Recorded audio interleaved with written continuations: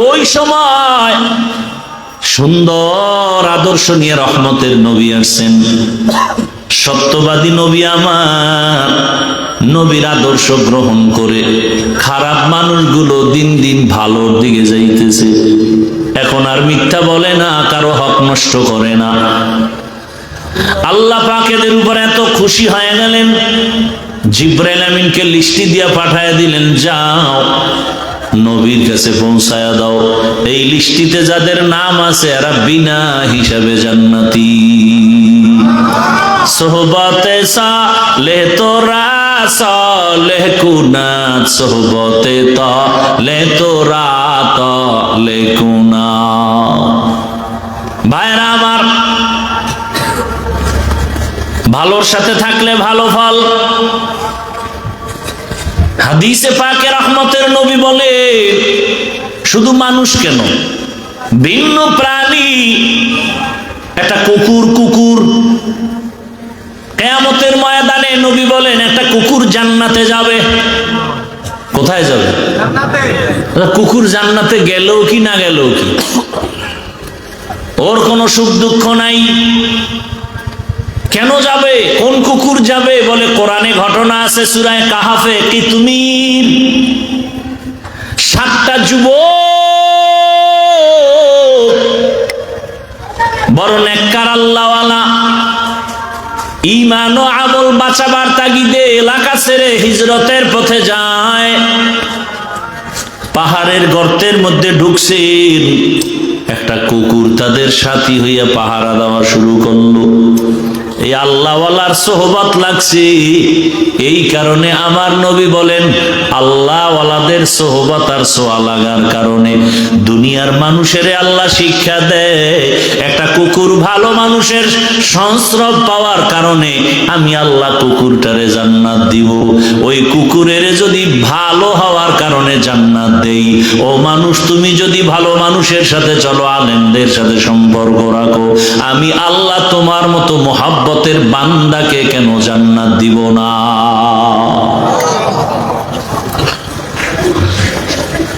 একটা গাভী জান্নাতে যাবে, কি একটা গাভী জান্নাতে যাবে কেন? বলে মুসা নবীর সাথে সম্পর্কের কারণে দাম বেড়ে গেছে। এমন এত দাম যে আল্লাহ গাভীর নামে সূরা নাজিল করলেন। সূরার নাম কি? কথা বলেন না কেন? সূরাতুল বাকারা, গাভীর নামের সূরা। মুসা নবীর সোয়া লাগছে, দাম বেড়ে গেছে। নবী বলেন এই গাভী জান্নাতে যাবে, একটা পিপিলিকা জান্নাতে যাবে। কেন? বলে সুলাইমান পয়গম্বরের সাথে সম্পর্ক, এই কারণে তার দাম আল্লাহ বাড়ায়া ওই পিপিলিকার নামে সূরা নাজিল করছেন। সূরার নাম কি? সূরাতুন নামল। পয়গম্বর সুলাইমান আল্লাহর কুদরতের সিংহাসন নিয়ে চলে, জমিন থেকে 9 মাইল উপরে সুলাইমান নবীর সিংহাসন মদিনা পাড়ায় যায়। কিছু দূর যাওয়ার পর 9 মাইল উপর থেকে পয়গম্বর সুলাইমান নবী শুনে পিপিলিকা ওয়াজ করতেছে জমিনে। সুবহানাল্লাহ। না বাসুলাইমা দাদে মুলকো সরওয়ারি শুদমতি খাতে মশদে ওয়াপুরি। সুলাইমান নবী 9 মাইল উপর থেকে পিপিলিকার বয়ান শুনলেন। সুলাইমান নবী একটু হাসলেন, ফাতাবাসসামা। সুলাইমান নবী মুস্কি হেসে বললেন, এই সিংহাসন জমিনের ল্যান করো। পিপিলিকার বয়ান শুইনা সুলাইমান নবী আশ্চর্য। পিপিলিকা তার জাতি বাইরে বয়ান করে, ইয়া আইয়ুহান নামলু দুখুলু মাসাকিনাকুম। এই পিপিলিকারা ঢোক, তাড়াতাড়ি তোদের গর্তে ঢুকে যা। সুলাইমান নবী এই কথা শুইনা পিপিলিকার বয়ান করতেছে সিংহাসনের পরিষদে যারা আছে তাদেরকে। আল্লাহ পাকের নবী বলেন এই পিপিলিকা হাসরের ময়দানে জান্নাতে যাবে। একটা মাছ আল্লাহর জান্নাতে যাবে, ইউনুস নবীরে পেটে রাখছে মাছ। সৎসঙ্গে স্বর্গবাস, অসৎসঙ্গে সর্বনাশ। জমিনের নামি এক বেঈমান ফেরাউন, এত বড় বেঈমান, আমার আল্লাহর বিরুদ্ধে গিয়া নিজেরে খোদা দাবি করলো। শুধু খোদা না, বড় খোদা, আনা রব্বুকুমুল আ'লা। কিন্তু আমার মালিকের কুদরত, ওই বেঈমানের ঘরে ফেরাউনের স্ত্রীর নাম কি? আসিয়া। আমার আল্লাহর এত আশেকা, এত আবেদা, এত জাকেরা, এত শাকেরা হয়ে গেলেন। রহমতের নবী বলেন হাসরের দিন জান্নাতের ভেতরে আমি মুহাম্মদের সাথে আসিয়ার বিবাহ হবে। আরো আস্তে করে বলেন, কেমন মালিকের কুদরত! ও পর্দার আড়ালের আম্মা জানেরা, বোনেরা, মাইকের আওয়াজ শুনতেছেন। আপনারা তো আসিয়া না, তবে আসিয়ার মতোই তো আপনারা নারী। আপনারা তো খাদিজা না, ফাতেমা না, আয়েশা না, তবে খাদিজা রাদিয়াল্লাহু আনহা, আয়েশা রাদিয়াল্লাহু আনহা, এদের মতোই তো নারী। আপনারা তো বড় পীর আব্দুল কাদের জিলানীর মায়ের মতোই নারী। আপনারা তো খাজা মাইনুদ্দিন চিশতি আজমিরির মায়ের মতোই তো মা। এরে আম্মা জান, তাদের জীবনটা দেখেন কত ধন্য। এত বড় বেঈমান ক্ষমতাওয়ালা ফেরাউন, টাকার অভাব নাই, ক্ষমতার অভাব নাই, সেই ঘরে ফেরাউনের স্ত্রী আসিয়া আমার মালিকের এতটা আপন করে নিয়েছেন। আল্লাহর নবী খুশির সংবাদ দিয়া বলে কিয়ামতের দিন আসিয়ার সাথে আমার সাথে বিবাহ হবে। শুধু তাই না, হাসরের মাঠ যখন কায়েম হয়ে যাবে, জমিনের মধ্যে সূর্যের গরম, সূর্যের গরমে মাটির জমিনটা তামা হয়ে যাবে। জাহান্নামের আওয়াজ, নারী পুরুষ সব উলঙ্গ দাঁড়াবে। আল্লাহর আদালতে যাবে। আল্লাহর আদালত সিরিয়ার জমিনে। কেউ বলছেন মক্কার পাশে আরাফার ময়দান হবে আল্লাহর স্টেজ আদালত। তবে বিশুদ্ধ মতামত হলো সিরিয়ার জমিন বাইতুল মাকদিস, সেটাই হবে আল্লাহর আদালত। হাসরের মাঠে সব মানুষ উলঙ্গ দাঁড়াবে। কেউ বাহনে যাবে আল্লাহর কাছে, কেউ হেঁটে হেঁটে যাবে। নারী পুরুষ সব উলঙ্গ দাঁড়াবে। সূর্যের গরমে জমিনটা তামা হবে। কিন্তু এত কঠিন সময়, 4 জন নারীর জন্য জান্নাতের 8টা দরজা খোলা হবে। কয়জন? 4 জন নারীর জন্য 8টা দরজা খুলিয়া 8 জন ফেরেশতা দারোয়ান সবাই 4টা নারীকে ডাকবে, আসো জান্নাতের বিছানা রেডি, আসো, তোমাদের কোনো হিসাব নাই, জান্নাতের দরজা খোলা। এরে পর্দার আড়ালের আম্মা জানেরা, কি মর্যাদা আপনাদের! সারা রাত বয়ান করলে শেষ করা যাবে না। আপনাদের এত দাম।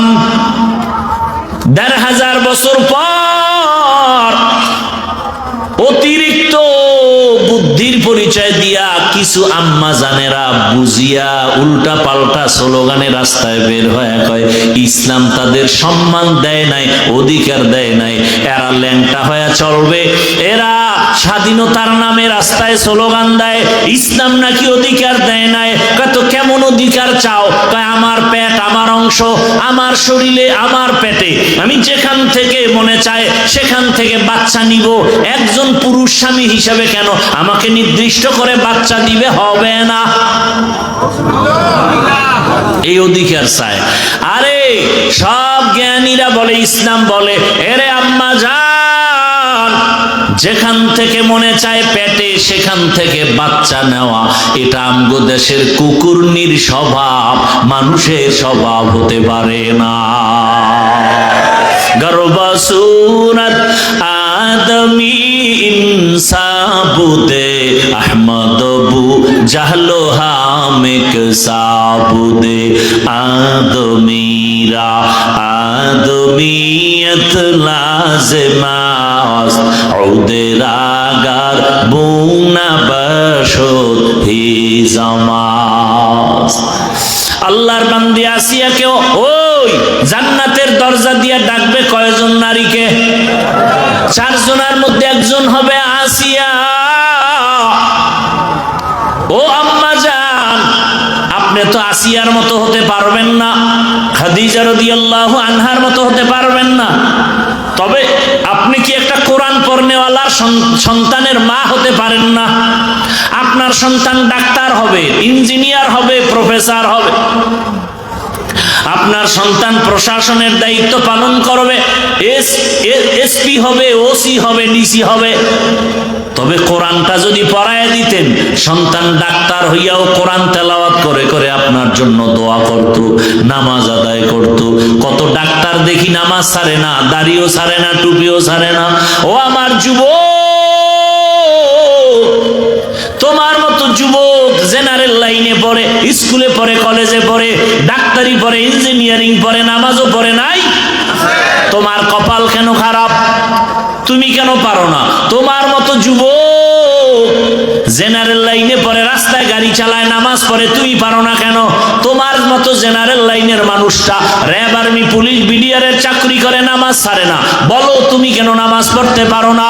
তোমার মতো জেনারেল লাইনের মানুষটা এসপি, ওসি, ডিসি দায়িত্ব পালন করে, নামাজ পড়ে, অভাব নাই, বলো তুমি কেন পারো না? তোমার মতো জেনারেল লাইনের বান্দা নদীর মধ্যে মাছ ধরে, নামাজ পড়ে, কৃষি কাজ করে, নামাজ পড়ে, রাস্তায় গাড়ি চালায়, নামাজ পড়ে, শ্রমিকের কাজ করে, নামাজ পড়ে, বিমানের পাইলট নামাজ পড়ে, আছে না নাই? তুমি কেন পারবা না রে বাবা? তোমার কপালে কার জানি বরদোয়া লাগছে, কার জানি অভিশাপ লাগছে। ও আম্মা জানেরা, আপনার মতো কত মা এখনো আছে বেপরদায় চলে না, মোবাইলে সময় নষ্ট করে না, স্বামীর মাল খেয়ানত করে না। আপনারা কেন পারবেন না রে মা? কেন সন্তানটাকে আদর্শ ডাক্তার বানাতে পারেন না? কেন সন্তানটাকে আদর্শমান ইঞ্জিনিয়ার বানাতে পারেন না? এখনো সময় আছে, তওবা করেন। বৃদ্ধ বাবাজিরা, আপনার মতো কত বুড়ারা মসজিদে গিয়ে নামাজ আদায় করে, আপনারা কেন পারবেন না? এখনো সময় আছে, তওবা করেন।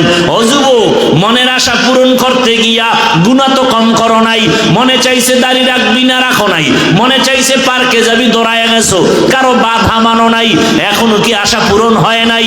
আরো কতবার পার্কে গেলে আশা পূরণ হবে বল? আর কত রাত্র মোবাইলে সারা রাত গুনাহ করলে আশা পূরণ হবে বলো?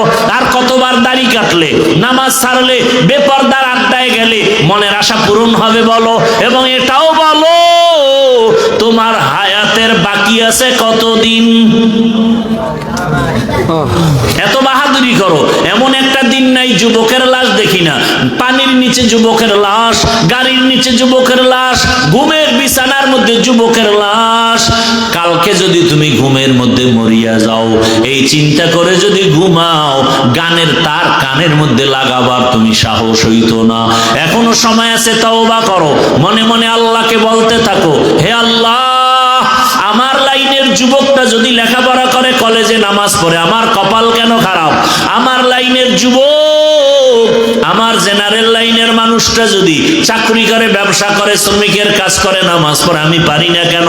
ও আল্লাহ, ভুল করেছি শয়তানের ধোকায়, আজকে থেকে তওবা করলাম, সৎ সঙ্গ ছাড়া চলবো না, ভালো আদর্শ চরিত্রবান সন্তান ছাড়া বন্ধু কাউকে বানাবো না, আর গুনার পথে যাব না, নামাজ ছাড়বো না, দাড়ি কাটবো না, বেপরদায় চলবো না, মা বাবার দোয়া নিয়া, শিক্ষকের দোয়া নিয়া, ওলামায়ে কেরামের পরামর্শ নিয়া, নবীর আদর্শ মেনে চলবো। তওবা করার মতো মতো যদি কারো অন্তর তৈরি হয়, দুটো হাত আমার আল্লাহকে দেখাইয়া দাও। আয় আল্লাহ, হাতগুলো কবুল করে নেন, তওবা কবুল করে নেন, তওবার উপরে মজবুত হইয়া চলার তৌফিক দান করেন। আমিন।